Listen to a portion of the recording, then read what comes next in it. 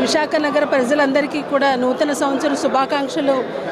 తెలియజేసుకుంటూ గతంలో మనం జీవీఎంసీ నుంచి ప్రతి వార్డుని కూడా డెవలప్మెంట్ చేస్తూ ప్రజలకు అవసరమైన మౌలిక సదుపాయాలు ఏవైతే ఉన్నాయో రోడ్స్, డ్రైన్స్, అలాగే మంచినీటి సదుపాయం ఇవన్నీ కూడా మనము గత 3 సంవత్సరాల నుంచి మనం చేయడం జరిగింది. అలాగే వచ్చే ఈ ఇయర్ కూడా అంతే సక్సెస్ఫుల్గా చేస్తూ ప్రజలకు ఎటువంటి ఇబ్బంది లేకుండా మేము జీవీఎంసీ నుంచి ఎప్పుడు కూడా వాళ్ళకి మౌలిక సదుపాయాలు అందించడంలో ముందుంటామని తెలియజేసుకుంటూ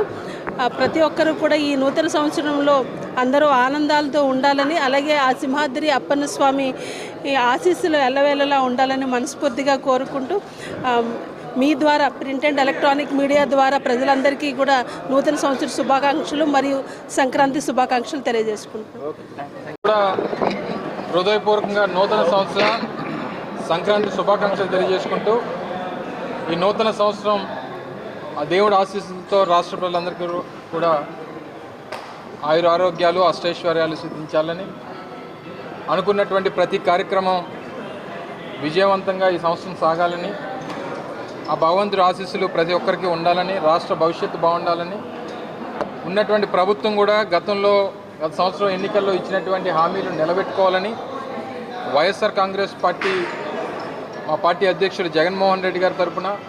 పార్టీ నాయకత్వం తరఫున రాష్ట్ర ప్రజలందరికీ కూడా హృదయపూర్వకంగా నూతన సంవత్సర సంక్రాంతి శుభాకాంక్షలు తెలియజేసుకుంటూ, తప్పకుండా వైఎస్ఆర్ కాంగ్రెస్ పార్టీ ఈ సంవత్సరం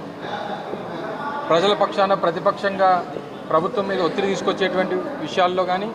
లేదా ప్రజా అవసరాలకు సంబంధించినటువంటి విషయాల్లో కానీ ఒక ప్రజాస్వామ్యంలో ఒక ప్రతిపక్ష పాత్ర పోషించేటువంటి బాధ్యత రాష్ట్ర ప్రజలు ఇచ్చారు. తప్పకుండా ప్రజల పక్షాన పోరాటం చేస్తాం. రాష్ట్ర అభివృద్ధి విషయంలో కానీ, లేదా రాష్ట్రంలో ఉన్నటువంటి పేదవాడి సంక్షేమం విషయంలో కానీ ప్రభుత్వం గతంలో ఇచ్చినటువంటి ఏ ఒక్క హామీని నెరవేర్చుకోకుండా ఉంటే మాత్రం తప్పకుండా వారి మీద ఒత్తిడి తీసుకొచ్చి ప్రజల పక్షాన వారి మీద ఒత్తిడి తీసుకొచ్చి వారు నెరవేర్తించేటువంటి విధంగా ఆ బాధ్యత వైఎస్ఆర్ కాంగ్రెస్ పార్టీ తీసుకుంటుందని, అలాగే పార్టీలో కూడా గత సంవత్సరం కొన్ని చేదు అనుభవాలు ఎదురైనప్పటికీ ఎన్నికల్లో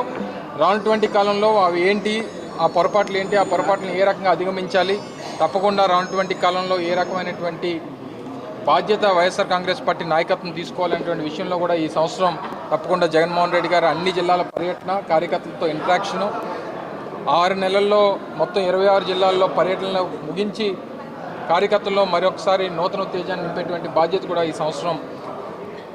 పార్టీ తీసుకుంటా ఉంది. తప్పకుండా రాష్ట్ర ప్రజల పక్షాన వైఎస్ఆర్ కాంగ్రెస్ పార్టీ ఎప్పుడూ ఉంటుందనేటువంటి విషయాన్ని ఒకసారి తెలియజేసుకుంటూ ప్రజలందరికీ కూడా నూతన సంవత్సర శుభాకాంక్షలు తెలియజేసుకుంటాను. Thank you.